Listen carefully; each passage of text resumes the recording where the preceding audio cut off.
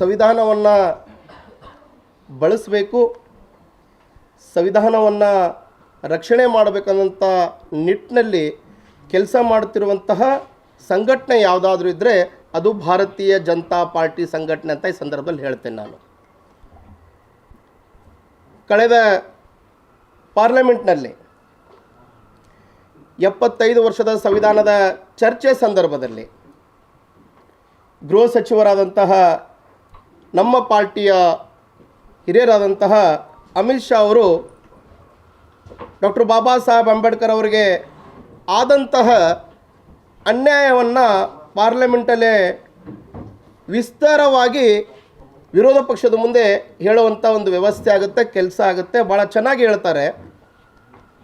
ಆ ಹೇಳಿದಂತಹ ವಿಡಿಯೋ ತುಣುಕನ್ನು ಕೇವಲ ಅದು 29 ಸೆಕೆಂಡ್ ಇರುವಂಥ ವಿಡಿಯೋ ತುಣುಕನ್ನು ಕೇವಲ 12 ಸೆಕೆಂಡ್ ಮಾಡಿ ವಿರೋಧ ಪಕ್ಷದವರು ವೈರಲ್ ಮಾಡುವಂಥ ಕೆಲಸವನ್ನು ಕಾಂಗ್ರೆಸ್ ಈ ಕೆಲಸವನ್ನು ಮಾಡ್ತು. ಅದಾದ ನಂತರ ವಿವಿಧ ದಲಿತ ಸಂಘಟನೆಗಳು ಕಾಂಗ್ರೆಸ್ಸಿನ ಕುಮ್ಮಕ್ಕಿನಿಂದ, ಸಿದ್ದರಾಮಯ್ಯನ ಕುಮ್ಮಕ್ಕಿನಿಂದ ಹೋರಾಟಗಳನ್ನು ಮಾಡಿದರು.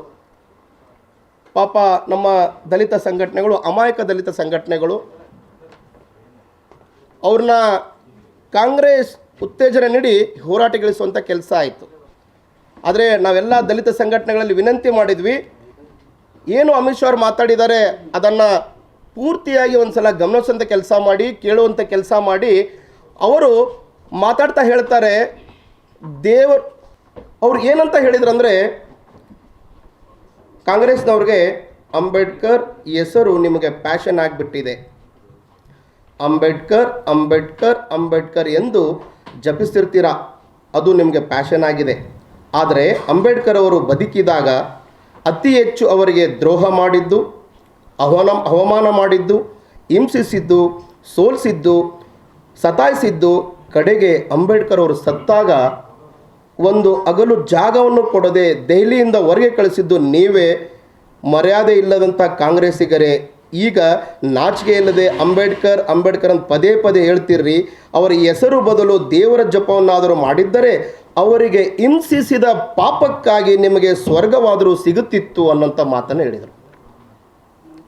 ಇದನ್ನು ಉಲ್ಲೇಖ ಆದ ತಕ್ಷಣ ಅದನ್ನು ಎಡಿಟ್ ಮಾಡಿ ವೈರಲ್ ಮಾಡುವಂಥ ಕೆಲಸ ಕಾಂಗ್ರೆಸ್ ಮಾಡಿತು.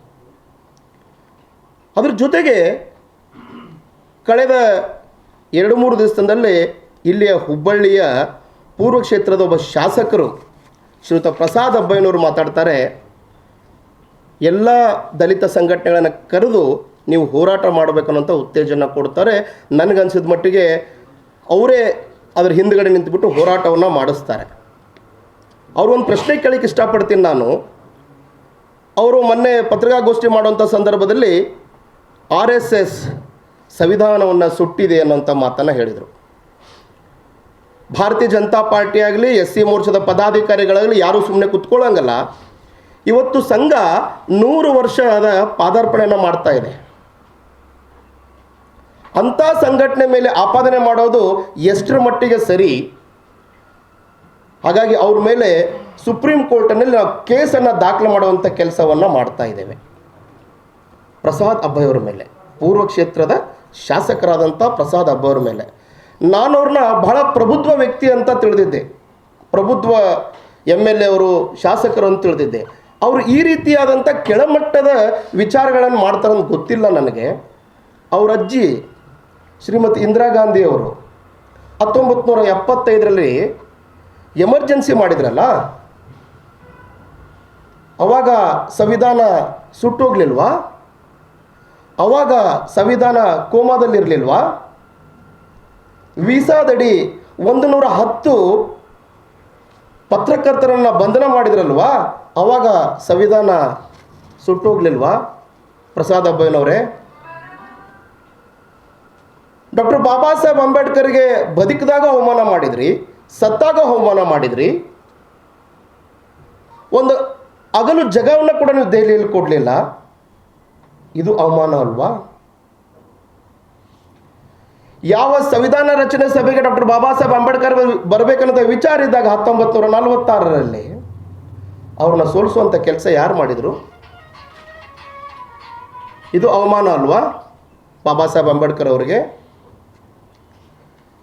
ಮೊದಲನೇ ಚುನಾವಣೆಯಲ್ಲಿ 1952 ಮೊದಲನೇ ಚುನಾವಣೆಯಲ್ಲಿ ಬಾಂಬೆಯಲ್ಲಿ ಅವ್ರು ನಿಂತಾಗ ಅವರು ಸೋಲಿಸಿದ್ದೆ ಯಾರು?